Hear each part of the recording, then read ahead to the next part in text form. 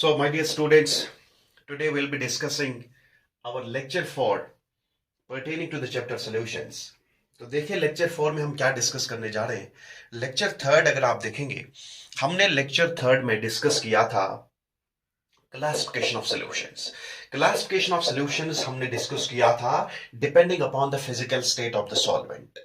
आपका solvent solid form में है तो सॉलिड सॉल्यूशंस कहलाएंगे, आपका सॉल्वेंट लिक्विड फॉर्म में है तो लिक्विड सॉल्यूशंस कहलाएंगे, और अगर आपका सॉल्वेंट गैसियस फॉर्म में है तो गैसियस सॉल्यूशंस कहलाएंगे. लेकिन आज जो हम दूसरा क्लासिफिकेशन पढ़ेंगे सॉल्यूशंस का, that is based upon depending upon the solubility of solute in a solvent. Is this clear? Solute की कितनी सॉल्युबिलिटी है सॉल्वेंट में, उस बेसिस पे हमारे पास सॉल्यूशंस है. कितने टाइप्स के सॉल्यूशंस है हम पढ़ेंगे, लेकिन पहले समझेंगे सॉल्युबिलिटी क्या चीज है. तो देखिए सॉल्युबिलिटी क्या चीज है.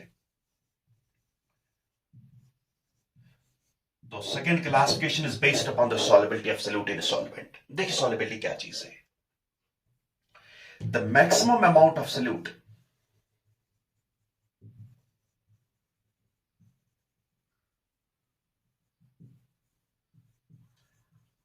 in grams that can be dissolved in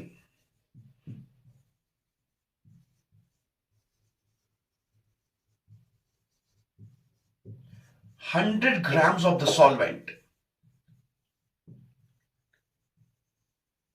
at a particular temperature.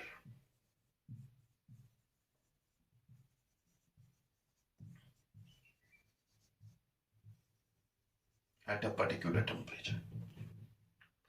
देखिए हर किसी सॉल्वेंट की कैपेसिटी होती है, एक डिफिनिट अमाउंट ऑफ सॉल्वेंट की कैपेसिटी होती है.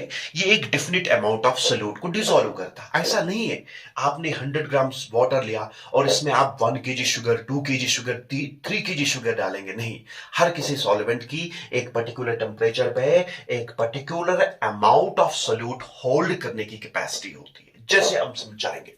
देखिए सपोज आपके पास वाटर है और ये वाटर जो है, सपोज आपने 100 ग्राम्स ऑफ वाटर लिए.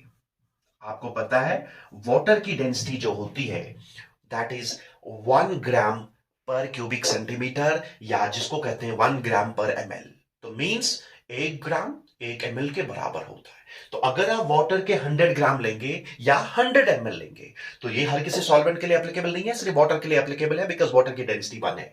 तो देखिए सपोज आपने वाटर के 100 ग्राम लिए, एज द डेफिनेशन सेज आपको पर्टिकुलर अमाउंट ऑफ सॉल्वेंट लेना होगा, एक डिफिनिट अमाउंट ऑफ सॉल्वेंट लेना होगा. तो यहां आप कितना ले रहे हैं, 100 ग्राम ऑफ सॉल्वेंट ले रहे हैं, लेकिन एट अ पर्टिकुलर टेम्परेचर पे लेना होगा. सपोज आपने इस सॉल्वेंट का टेम्परेचर मेंटेन किया 25 डिग्री सेंटीग्रेड. मैं सपोज कर रहा हूं आपने रूम टेम्परेचर पे लिया है, 25 डिग्री सेंटीग्रेड पे लिया है वाटर, और इसमें क्या करेंगे, इसमें आप सॉल्यूट डालेंगे. सपोज आप इसमें टेबल शुगर डाल रहे हैं, सपोज आप इसमें जो सॉल्यूट डाल रहे हैं that is called sucrose, common sugar जिसको कहते हैं आप, या टेबल शुगर जिसे कहते हैं, या सक्रोज जिसे कहते हैं. तो देखिए आप इसमें सक्रोज डाल रहे हैं, आप इसमें शुगर डाल रहे हैं, और शुगर आप इसमें डाल रहे हैं.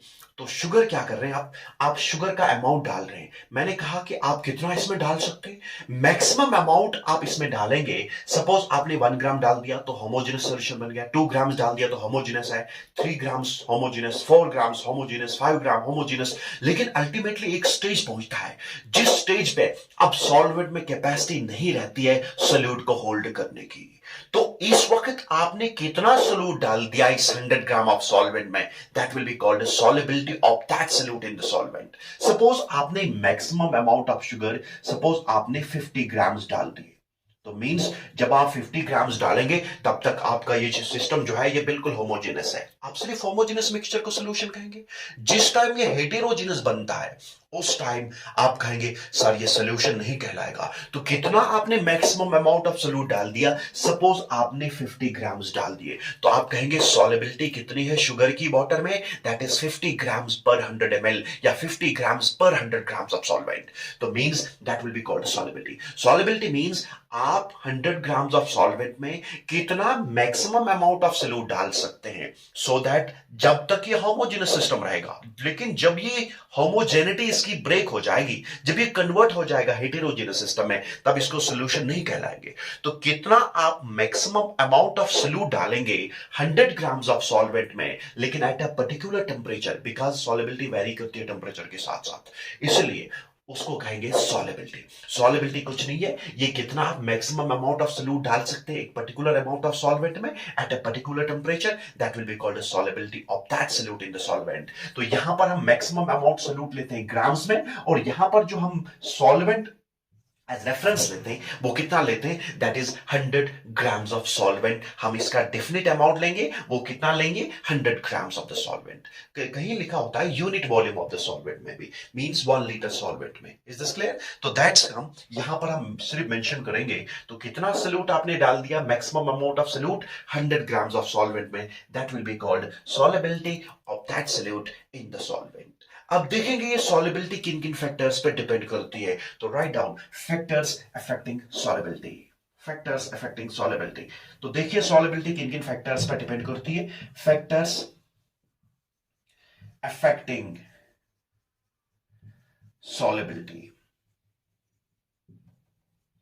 देखिए फैक्टर्स अफेक्टिंग सॉल्युबिलिटी, किन किन फैक्टर्स पर सॉल्युबिलिटी डिपेंड करती है। फर्स्ट फैक्टर देखिए, that is nature of solute and solvent. ये बहुत आसान है, nature of solute and solvent. आपने पढ़ा होगा अपने लोअर क्लासेस में, हम एक यूनिवर्सल प्रिंसिपल पढ़ते थे वहां पर, लाइक डिसॉल्व्स लाइक। आपने पढ़ा होगा like dissolves like, like dissolves like. इसका मतलब क्या है, आपने लोअर क्लासेस में पढ़ा होगा लाइक डिसॉल्व्स लाइक। इसका मतलब है सॉल्यूट और सॉल्वेंट, इनका नेचर मिलना चाहिए। नेचर क्या मिलना चाहिए, देखिए अगर आपका सॉल्यूट पोलर है, अगर आपका सॉल्यूट पोलर सॉल्यूट है, तो हमेशा आपको देखना होगा ये डिसॉल्व करेगा, it will be dissolving, it will dissolve in polar solvent. तो ये लाइक है, इसलिए like dissolves like means polar solute. जैसे आपके पास NaCl है, पोलर है, तो ये बेंजीन में डिसॉल्व नहीं करेगा, ये टॉल्यूइन में डिसॉल्व नहीं करेगा, ये डिसॉल्व करेगा उस सॉल्वेंट में जो पोलर होगा। जैसे NaCl वाटर में डिसॉल्व करता है, वाटर पोलर सॉल्वेंट है, तो इसलिए पोलर सॉल्यूट जो है ये हमेशा डिसॉल्व करता है पोलर सॉल्वेंट। तो नेचर मिलना चाहिए, सॉल्यूट और सॉल्वेंट का नेचर मिलना चाहिए। तो यहां पर कौन कौन सी इंटरेक्शन होती है, इंटरेक्शंस इन्वॉल्व, इंटरेक्शंस इन्वॉल्व। मैंने कहा जब सॉल्यूट और सॉल्वेंट, जब हम सॉल्यूशन बनाएंगे, सॉल्यूट और सॉल्वेंट के बीच में फेवरेबल इंटरेक्शन होनी चाहिए। There should be favourable interaction between solute and solvent, there should be favourable interaction between solute and solvent. ये कौन कौन सी इंटरेक्शन है, अगर आपका पोलर सॉल्यूट है ये किस में डिसॉल्व करता है, पोलर सॉल्वेंट में, कि कौन कौन सी इंटरेक्शन पॉसिबल है सॉल्यूट और सॉल्वेंट के बीच में, या हाइड्रोजन बॉन्डिंग हो सकती है, आगे समझाएंगे हम बॉन्डिंग में। हाइड्रोजन बॉन्डिंग हो सकती है बिटवीन सॉल्यूट और सॉल्वेंट, या आयन डाइपोल इंटरेक्शन हो सकता है, आयन डाइपोल इंटरेक्शन हो सकता है, या इंड्यूस्ड डाइपोल इंटरेक्शन हो सकती है, इंड्यूस्ड डाइपोल या चार्ज इंड्यूस्ड डाइपोल इंटरेक्शन हो सकती है, एटसेट्रा। तो ये इंटरेक्शन पॉसिबल है सॉल्यूट और सॉल्वेंट के बीच में, in case of polar solute and polar solvent. या तो हाइड्रोजन बॉन्डिंग हो जाएगी सॉल्यूट और सॉल्वेंट के बीच में, या तो आयन और डाइपोल के बीच में इंटरेक्शन होगी, जैसे वाटर NaCl आयन है तो वाटर डाइपोल है, आयन डाइपोल इंटरेक्शन हो सकती है, या इंड्यूस्ड डाइपोल इंटरेक्शन है, या कोई क्या करता है किसी मॉलिक्यूल में ये डाइपोल को इंड्यूस करता है टेम्पोररली, और एज अ रिजल्ट इंटरेक्शन होती है। तो मींस या तो हाइड्रोजन बॉन्डिंग होगी, या आयन डाइपोल इंटरेक्शन होगा, या इंड्यूस्ड डाइपोल इंटरेक्शन होगा। आगे हम समझाएंगे इन डिटेल ये इंटरेक्शन क्या क्या है, what is ion dipole interaction, what is induced dipole interaction, या व्हाट इज हाइड्रोजन बॉन्डिंग। आगे हम इसको क्लियर करेंगे, लेकिन ये फेवरेबल इंटरेक्शन पॉसिबल है जब आपका पोलर सॉल्यूट है और ये डिसॉल्व करता है किसमें, पोलर सॉल्वेंट। और दूसरा, अब देखिए, अब इसका स्क्रीनशॉट लेंगे, हम नॉन पोलर सॉल्यूट पढ़ेंगे। देखिए देखिए अगर आपके पास नॉन पोलर सॉल्यूट होगा तो यूनिवर्सल प्रिंसिपल है लाइक डिजोल्व्स लाइक। अगर नॉन पोलर सोल्यूट होगा, नॉन पोलर सोल्यूट, ये हमेशा डिजोल्व करेगा, dissolve in non polar solvent. अगर आपके पास नॉन पोलर सोल्यूट होगा, नॉन पोलर सोल्यूट जिसमें कोई चार्ज सेपरेशन नहीं, तो अगर नॉन पोलर सोल्यूट है, तो अगर आप सोल्यूशन बनाना चाहेंगे नॉन पोलर सोल्यूट का, तो आपको वही सॉल्वेंट देखना पड़ेगा जो नॉन पोलर सॉल्वेंट होगा। जैसे आपके पास सपोज क्लोरोफॉर्म है, ये कार्बन टेट्राक्लोराइड है, आप इसको किस सॉल्वेंट में डालेंगे जो नॉन पोलर होगा, जैसे बेंजीन है, जैसे टॉल्यूइन है। Is this clear? तो मींस अगर नॉन पोलर सोल्यूट होगा, ये हमेशा डिसॉल्व करेगा नॉन पोलर सॉल्वेंट में। Is this clear? तो यहां पर जो इंट्रैक्शन होती है, एक इंपॉर्टेंट इंट्रैक्शन यहां डेवलप होती है सोल्यूट और सॉल्वेंट के बीच में। ये वो इंट्रैक्शन है, ये चार्ज पर डिपेंड नहीं करती है, ये सिंपली मास पर डिपेंड करती है, और इस इंट्रैक्टिव फोर्स को हम कहेंगे वंडर वंडरवाल्स फोर्स। आगे हम पढ़ेंगे इन डिटेल गैसियस स्टेट में वंडरवाल्स फोर्स। ये वंडरवाल्स फोर्स जो है, ये सिर्फ मास को पहचानती है, इंट्रैक्शन होती है, ये चार्ज को नहीं। Is this clear? ये nature of solute and solvent depend नहीं करती है, ये सिंपली डिपेंड करती है mass of solute and solvent. और यहां पर this van der van der Waals interaction arises due to mass of the particles. तो यहां पर जो इंट्रैक्शन होगी नॉन पोलर सोल्यूट और नॉन पोलर सॉल्वेंट के बीच में, that interaction is called van der Waals force. We will discussing this van der Waals force in detail in gaseous state. Is this clear? तो फर्स्ट फैक्टर क्या था? That is nature of solute and solvent। और इसमें आपने एक universal principal पढ़ा, like dissolves like। Now let's take one more important factor, that's called temperature। Okay, let's take temperature। तो हम we are dealing with factors that affect the solubility of the solute in a solvent। The second factor is very very important factor, that's called temperature। बहुत important factor है जो हमारी solubility को affect करता है, that's called temperature। देखिए temperature क्या चीज है। टेम्परेचर देखिए, डिपेंडिंग अपॉन टेम्परेचर हमारे पास दो टाइप्स के सल्यूट्स हैं। एक सल्यूट कहलाएगा एंडोथर्मिक सल्यूट, एंडोथर्मिक सल्यूट, और दूसरा जो फैक्टर है, दूसरा सल्यूट जो है, that is called exothermic solute. देखिए एंडोथर्मिक सल्यूट कौन सा सल्यूट है और एक्सोथर्मिक सल्यूट कौन सा सल्यूट है। एंडोथर्मिक सल्यूट देखिए, ये वो सल्यूट्स हैं, salutes whose dissolution is accompanied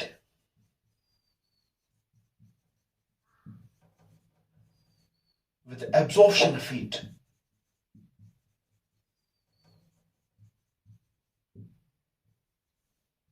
और हम सिंपल टर्म में समझाएंगे, ये वो सॉल्यूट्स हैं जो सॉल्यूशंस बनाएंगे, लेकिन तब तक सॉल्यूशंस नहीं बनाएंगे जब तक आप सॉल्यूशन को हीट नहीं करेंगे। मींस ये सॉल्यूशंस, ये सॉल्यूट्स वो सॉल्यूट्स हैं, ये तब सॉल्यूशन बनाएंगे जब आप सॉल्यूशन को हीट करेंगे। मींस दीज आर दो solutes whose dissolution is accompanied with the absorption of heat। अगर आप सॉल्यूशन बनाना चाहेंगे तो आपको बाहर से हीट देनी पड़ेगी, तब जाके इनका सॉल्यूशन बनेगा। फॉर एग्जांपल देखिए, एग्जांपल्स देखिए, आपके पास साल्ट है, potassium nitrate KNO3। Potassium nitrate का साल्ट बनाना चाहेंगे, इसका सोल्यूशन बनाना चाहेंगे पानी में, तो आप तब तक सोल्यूशन नहीं बनाएंगे जब तक कि आप इस सोल्यूशन को हीट करेंगे। तो ये एंडोथर्मिक सॉल्यूट कहलाएगा। या आपके पास और एक साल्ट है ammonium chloride NH4Cl। Ammonium chloride का सोल्यूशन आप बनाना चाहेंगे, तब तक नहीं बनाएंगे जब तक कि आप इस सोल्यूशन को हीट करेंगे, बाहर से हीट देंगे। इसलिए जहां पर एब्जॉर्प्शन होगी heat, that's called endothermic process, और जहां पर हीट निकलती है दैट्स कॉल्ड एक्सोथर्मिक प्रोसेस। या आपने देखा होगा ग्लूकोज C6H12O6, ग्लूकोज आप पानी में डालेंगे, टर्बिडिटी रहती है, व्हाइट कलरेशन आती है, टर्बिडिटी रहती है। इस टर्बिडिटी को हटाने के लिए हेटेरोजेनस सिस्टम दिखता है, इस टर्बिडिटी को हटाने के लिए आप थोड़ा इस सोल्यूशन को हीट करेंगे। हीट करने से बिल्कुल क्लियर सोल्यूशन आता है, एकदम होमोजेनस सोल्यूशन आता है, तब जाके इस होमोजेनस मिक्सचर को आप सोल्यूशन कहेंगे। सो that is why potassium nitrate, ammonium chloride और ग्लूकोज और बहुत सारे एग्जाम्पल्स हैं इसमें। तो ये वो सॉल्यूट्स हैं जिनका सोल्यूशन मेकिंग तब पॉसिबल है जब आप इनको हीट करेंगे। So such solute is dissolve with absorption of heat. ये सॉल्यूट्स तब डिसॉल्व करेंगे जब आप सिस्टम को हीट देंगे। लेकिन यहां देखिए एक्सोथर्मिक सॉल्यूट्स क्या सॉल्यूट्स हैं। Solutes whose dissolution is accompanied with the evolution of heat.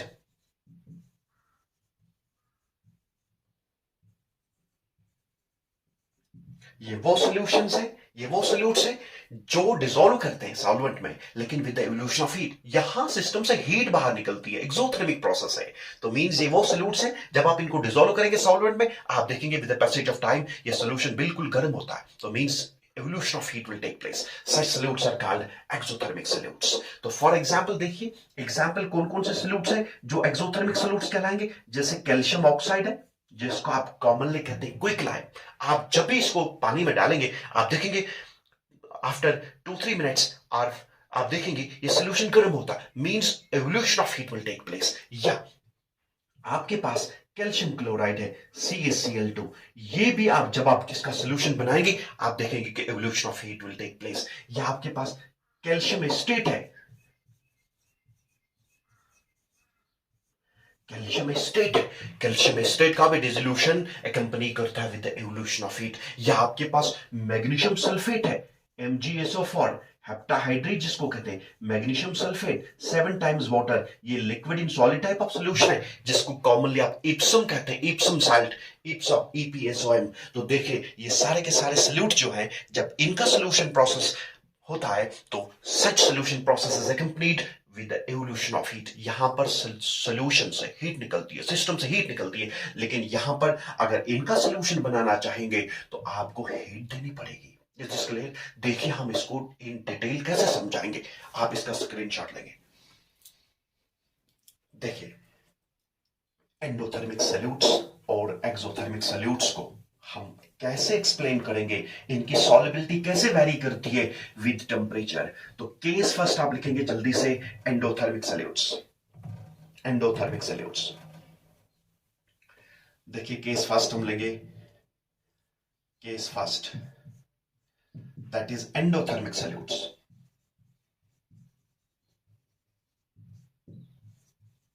देखिए मैंने कहा ये वो सॉल्यूट्स हैं जिनका डिसोल्यूशन तब होगा जब आप बाहर से हीट देंगे।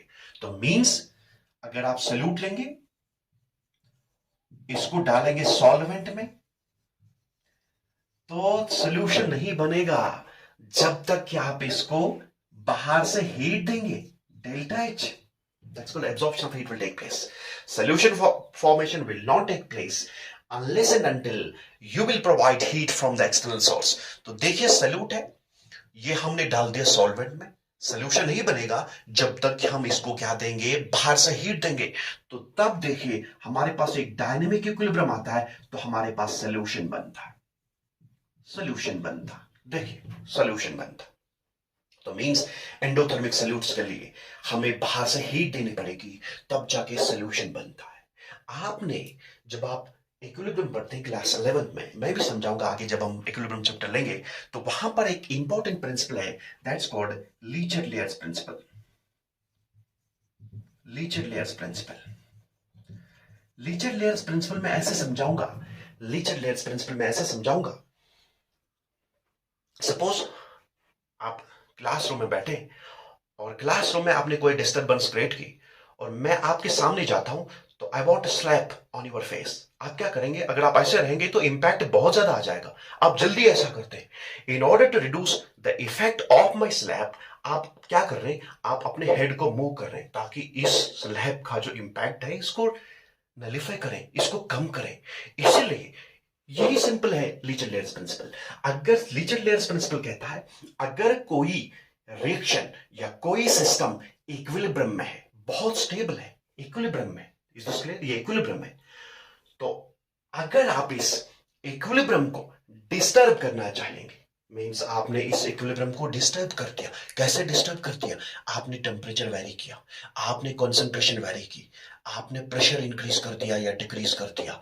तो ये इक्विलिब्रियम ऐसे बिहेव करता है, इस इफेक्ट को हमेशा ये नलिफाई, इसको मिनिमाइज करने की कोशिश करता है, इसको नलिफाई करने की कोशिश करता है, ताकि ये दोबारा इक्विलिब्रियम को रीएस्टैब्लिश करे। बहुत आसान सा चीज है। जैसे मैंने आपके फेस पे स्लैब मारने की कोशिश की, आपने अपने फेस को ऐसे कर दिया ताकि इस स्लैब का जो इफेक्ट है इसको रिड्यूस करे।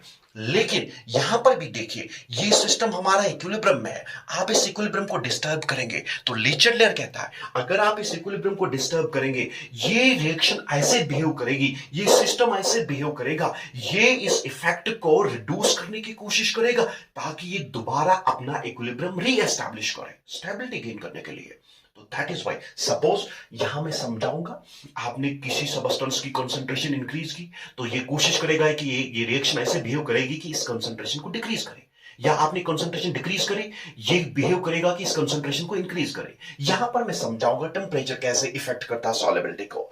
देखिए, सॉल्यूट सॉल्वेंट के साथ जब मिक्स होता है सोल्यूशन बनता है, लेकिन सोल्यूशन प्रोसेस तब होगी जब आप बाहर से हीट देंगे। तो मींस फॉरवर्ड डायरेक्शन जो होगी ये एंडोथर्मिक होगी। Endothermic means absorption of heat, absorption of heat. Endothermic means absorption of, जब किसी प्रोसेस में हीट एब्सॉर्ब होती है तो सराउंडिंग का टेम्परेचर जो है वो गिर जाता है, वो कम होता है। ऐसा समझाएंगे। देखिए, अगर आपने सपोज टेम्परेचर राइज कर दिया, अगर आपने टेम्परेचर को इंक्रीज कर दिया इस रिएक्शन में, प्लीज टेक केयर, टेम्परेचर को आपने इंक्रीज कर दिया, टेम्परेचर इंक्रीजेस। सपोज आपने क्या कर दिया, आपने इस सिस्टम का टेम्परेचर बढ़ा दिया। जब आपने इस सिस्टम का टेम्परेचर बढ़ा दिया, मैंने कहा लिटरली क्या कहता है, ये कोशिश करेगा टेम्परेचर को डिक्रीज करने की, बिकॉज आप यहां बढ़ा रहे हैं तो इक्विलिब्रियम डिस्टर्ब हो रहा है। इस इक्विलिब्रियम को रीएस्टैब्लिश करने के लिए क्या होगा, ये इस टेम्परेचर को डिक्रीज करने की कोशिश करेगा। अरे डिक्रीज किस डायरेक्शन में होता है, डिक्रीज फॉरवर्ड डायरेक्शन में होता है। देखिए, forward direction means endothermic, endothermic will absorb heat. Means अगर आपने टेम्परेचर इंक्रीज कर दिया सराउंडिंग का, तो इस टेम्परेचर को क्या करना है, डिक्रीज करना है, बिकॉज इक्विलिब्रियम डिस्टर्ब हो रहा है। जब इक्विलिब्रियम डिस्टर्ब हो रहा है तो मीन्स ये इक्विलिब्रियम ऐसे बिहेव करेगा, ये इस टेम्परेचर को जल्दी जल्दी एब्सॉर्ब करेगा, तो equilibrium will be moving forward. देखिए, फॉरवर्ड डायरेक्शन क्या है, एंडोथर्मिक है, मींस एंडोथर्मिक है forward direction. Endothermic means absorption of heat. आपने सराउंडिंग का टेंपरेचर इंक्रीज कर दिया तो यहां पर इक्विलिब्रियम हमारा डिस्टर्ब हो जाएगा। अगर इक्विलिब्रियम डिस्टर्ब हुआ तो ये जल्दी जल्दी कोशिश करेगा कि सराउंडिंग टेंपरेचर को एब्जॉर्ब करने की, तो means it will move in the forward direction. तो मींस ज्यादा से ज्यादा सोल्यूशन बनेगा, ज्यादा से ज्यादा सोल्यूट सॉल्वेंट में चला जाएगा। तो मींस इसका मतलब ये है, solubility of endothermic solutes increase with increase in temperature. Right up, solubility of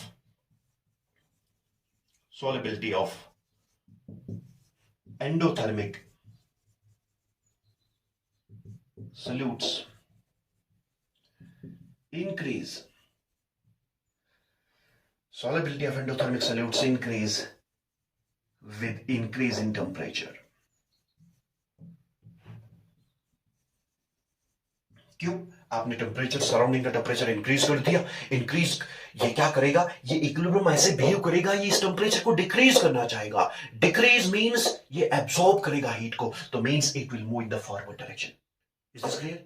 तो फॉरवर्ड डायरेक्शन मींस ज्यादा से ज्यादा सोल्यूट किस में चला जाएगा, सॉल्वेंट में, और सोल्यूशन बनेगा। तो means solubility of endothermic solutes increase with increase in temperature. आप जितना टेंपरेचर इंक्रीज करेंगे तो solubility of endothermic solutes will increase, because forward direction endothermic है। जब एंडोथर्मिक मींस ये एब्सॉर्ब करेगा हीट को, जब ये हीट को एब्सॉर्ब करेगा तो टेंपरेचर गिर जाएगा। जब टेंपरेचर गिर जाएगा तो इक्विलिब्रियम रीएस्टैब्लिश हो जाएगा, दोबारा इक्विलिब्रियम आ जाएगा। आपने टेंपरेचर को इंक्रीज कर दिया, इक्विलिब्रियम को डिस्टर्ब कर दिया, अब ये कोशिश करेगा, ये इक्विलिब्रियम, ये रिएक्शन ऐसे बिहेव करेगी, ये सिस्टम ऐसे बिहेव करेगा, इस टेंपरेचर को डिक्रीज करने की कोशिश करेगा। ये डिक्रीज पॉसिबल तब है जब ये एब्सॉर्ब करेगा, तो मींस फॉरवर्ड डायरेक्शन में एब्सॉर्ब करता है, इसलिए ज्यादा से ज्यादा सॉल्यूशन बनता है, ज्यादा से ज्यादा सोल्यूट सॉल्वेंट में चला जाता है। तो means solubility of endothermic solutes increase with increase in temperature.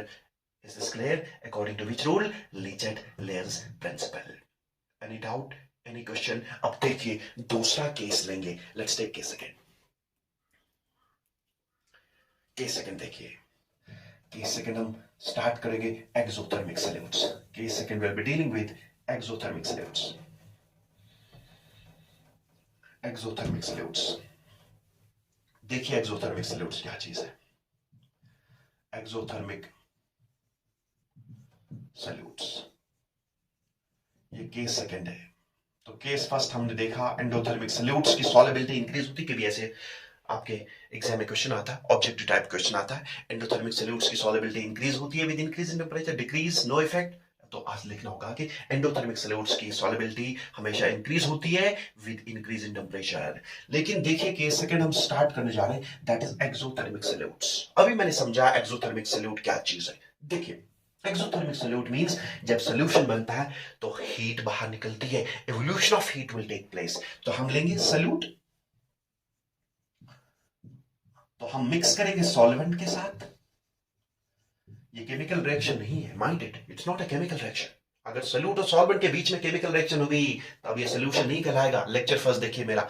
तो देखिए सॉल्यूट प्लस सॉल्वेंट, ये पॉसिबल तब है ये सॉल्यूशन देता है, लेकिन सॉल्यूशन बनने के साथ साथ हमारे पास evolution of heat will take place. तो यहां तो मींस जब आप सॉल्यूट को सॉल्वेंट में डाल रहे हैं, एक्सोथर्मिक सॉल्यूट को सॉल्वेंट में डाल रहे हैं, अब देखेंगे with the passage of time आपका सॉल्यूशन गर्म होता है, means evolution of heat will take place. तो यहां पर देखिए यहां पर एवोल्यूशन आ रहा है, evolution of heat will take place. अगर एब्जॉर्प्शन होता तो यहां पर हम लिखते हैं डेल्टा एच, तब जाके सॉल्यूशन प्रोसेस हो जाएगी, लेकिन यहां पर खुद ब खुद हीट निकलती है बाहर। तो देखिए solute plus solvent means solution, और यहां पर देखिए हीट बाहर निकलती है।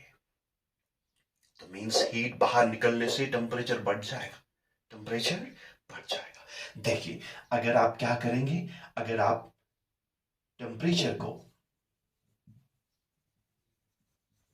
इफ टेम्परेचर इज डिक्रीज्ड,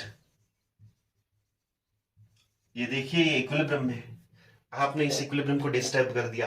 कैसे डिस्टर्ब कर दिया, आपने टेम्परेचर को डिक्रीज कर दिया। अगर आपने किसी फैक्टर को डिक्रीज किया, मैंने कहा ये सिस्टम ऐसे बिहेव करता है, ये इस फैक्टर को इंक्रीज करेगा। अगर आप किसी फैक्टर को डिक्रीज कर रहे हैं तो मींस आप इक्विलिब्रियम को डिस्टर्ब कर रहे हैं। तो ये हमारा सिस्टम ऐसे बिहेव करेगा, ये हमारे इस फैक्टर को इंक्रीज करने की कोशिश करेगा। अगर आपने इंक्रीज कर दिया होता तो ये डिक्रीज करने की कोशिश करेगा, लेकिन आप फैक्टर को डिक्रीज कर रहे हैं तो ये क्या कोशिश करेगा, ये टेम्परेचर को इंक्रीज करने की कोशिश करेगा। तो मींस आपने यहां देखिए इस साइड में आपने टेम्परेचर को क्या कर दिया, डिक्रीज कर दिया। अगर आपने टेम्परेचर को डिक्रीज कर दिया तो मींस आपने इस स्टेबल सिस्टम को, आपने इस इक्विलिब्रियम सिस्टम को डिस्टर्ब कर दिया। ये जो डायनेमिक इक्विलिब्रियम था आपने डिस्टर्ब कर दिया। अगर आपने इक्विलिब्रियम को डिस्टर्ब कर दिया तो मींस ये इक्विलिब्रियम ऐसे बिहेव करेगा, ये सिस्टम ऐसे बिहेव करेगा, इस फैक्टर, जिस फैक्टर से ये डिस्टर्ब हो रहा है, किससे हो रहा है, डिक्रीज से हो रहा है, टेम्परेचर डिक्रीज करने से हो रहा है, ये इस टेम्परेचर को इंक्रीज करने की कोशिश करेगा। वो इंक्रीज किस डायरेक्शन में हो रहा है, फॉरवर्ड डायरेक्शन में। देखिए फॉरवर्ड डायरेक्शन में सॉल्यूशन बनता है और डेल्टा एच मींस हीट निकलती है तो टेम्परेचर बढ़ जाएगा। तो मींस अगर आप इस साइड में टेम्परेचर को डिक्रीज करेंगे तो डिक्रीज करने से ज्यादा सॉल्यूट सॉल्वेंट में चला जाएगा, ज्यादा सॉल्यूशन बनेगा और ज्यादा से ज्यादा हीट निकलेगी और टेम्परेचर बढ़ जाएगा और इक्विलिब्रियम रीएस्टैब्लिश हो जाएगा, दोबारा इक्विलिब्रियम आ जाएगा।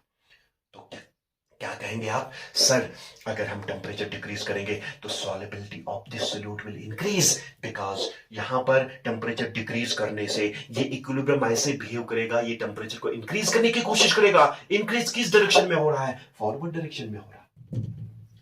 लेकिन अगर आपने टेम्परेचर को डिक्रीज कर दिया, अगर आपने टेम्परेचर को इंक्रीज कर दिया, इंक्रीज करने का मतलब क्या है, ये ऐसे बिहेव करेगा, ये टेम्परेचर को डिक्रीज करने की कोशिश करेगा। तो मींस आपने टेम्परेचर को इंक्रीज कर दिया, फॉरवर्ड डायरेक्शन में इंक्रीज हो रहा है, लेकिन बैकवर्ड डायरेक्शन में रिवर्स हो जाएगा, मींस फॉर बैकवर्ड डायरेक्शन में डिक्रीज हो जाएगा। अगर फॉरवर्ड डायरेक्शन एक्सोथर्मिक है तो बैकवर्ड डायरेक्शन एंडो होगी, तो फॉरवर्ड एक्सोथर्मिक है, बैकवर्ड क्या होगी, एंडो। एंडो में टेम्परेचर इंक्रीज हो रहा है। तो मींस अगर आपने टेम्परेचर को क्या कर दिया, आपने टेम्परेचर को इंक्रीज कर दिया। इंक्रीज करने का मतलब ये है, ये इक्विलिब्रियम ऐसे बिहेव करेगा, ये टेम्परेचर को डिक्रीज करने की कोशिश करेगा, तो डिक्रीज एंडोथर्मिक में हो जाएगा। तो देखिए सॉल्यूशन से सॉल्यूट बाहर आ जाएगा, तो मींस सॉल्युबिलिटी विल डिक्रीज। तो इन सॉल्यूट्स का सॉल्युबिलिटी जो होगी, एक्सोथर्मिक सॉल्यूट्स की जो solubility of exothermic solutes, write down solubility of exothermic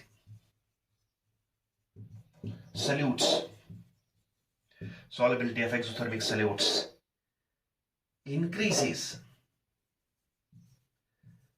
with decrease in temperature।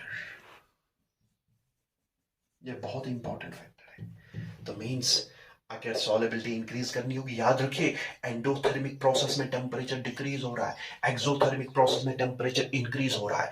Endothermic तो देखिए फॉरवर्ड डायरेक्शन एक्सो है, बैकवर्ड क्या है, एंडो है। एंडो में टेम्परेचर डिक्रीज हो रहा है, एक्सो में टेम्परेचर, याद रखिए एक्सो में टेम्परेचर जो है टेम्परेचर विल राइज, और एंडो में क्या है, एंडो में टेम्परेचर जो है इट विल डिक्रीज। बहुत आसान। अब देखिए आपने टेम्परेचर को डिक्रीज कर दिया तो ये इक्विलिब्रियम कैसे बिहेव करेगा, ये टेम्परेचर को इंक्रीज करने की कोशिश करेगा। तो अगर ये इंक्रीज करने की कोशिश करेगा तो मीनस फॉरवर्ड डायरेक्शन ज्यादा हो जाएगी, तो ज्यादा से ज्यादा सॉल्यूट सॉल्वेंट में चला जाएगा और सोल्यूशन बनेगा। लेकिन अगर आपने टेम्परेचर को डिक्रीज किया, अगर आपने क्या कर दिया, अगर आपने टेम्परेचर को इंक्रीज करने की कोशिश की तो ये क्या करेगा, ये डिक्रीज करेगा। डिक्रीज कैसे करेगा, एंडोथर्मिक प्रोसेस ज्यादा हो जाएगी, तो यहां देखिए रिवर्स रिएक्शन ज्यादा हो जाएगी, सोल्यूशन से सोल्यूट बाहर आ जाएगा, तो mean solubility of the solute will decrease. So that is why according to which principle, Le Chatelier's principle. अब हम नटशल में ये याद रखेंगे, सर एंडोथर्मिक सोल्यूट्स की सॉल्युबिलिटी इंक्रीज होती है with increase in temperature, sir exothermic solutes की सॉल्युबिलिटी जो है वो इंक्रीज होती है विद डिक्रीज इन टेम्परेचर। तो याद रखिए एक्सो में टेम्परेचर इंक्रीज हो रहा है, एंडो में टेम्परेचर डिक्रीज हो रहा है। अगर आप एक्सो में अगर आप टेम्परेचर इंक्रीज करेंगे तो एंडोथर्मिक प्रोसेस ज्यादा हो जाएगी, लेकिन अगर आप एंडोथर्मिक अगर टेम्परेचर डिक्रीज करेंगे तो एक्सोथर्मिक प्रोसेस ज्यादा हो जाएगी। तो यहां देखिए आपने टेम्परेचर को डिक्रीज कर दिया तो ये कोशिश करेगा इंक्रीज करने की, इंक्रीज एक्सो में हो रहा है तो फॉरवर्ड डायरेक्शन एक्सो है तो ज्यादा से ज्यादा सोल्यूशन में सोल्यूट ज्यादा से ज्यादा जाएगा सॉल्वेंट में और सोल्यूशन बनेगा। लेकिन अगर आपने टेम्परेचर को डिक्रीज कर दिया, अगर आपने टेम्परेचर को इंक्रीज कर दिया, इंक्रीज करने का मतलब ये है ये डिक्रीज करेगा इस टेम्परेचर को, बिकॉज ये ऐसे बिहेव करेगा अपने इक्विलिब्रियम को रीएस्टैब्लिश करने के लिए। तो that is why reverse process will take place. तो इसलिए हमने कहा एक्सोथर्मिक सॉल्यूट्स की सॉल्युबिलिटी जो होती है that increases with decrease in temperature. Is this clear? तो ये थी सॉल्युबिलिटी। अब सॉल्युबिलिटी के बेसिस पे हम कैसे सॉल्यूशंस को क्लासिफाई करेंगे वो हम लेक्चर सेकंड में डिस्कस करेंगे। Okay, thank you very much.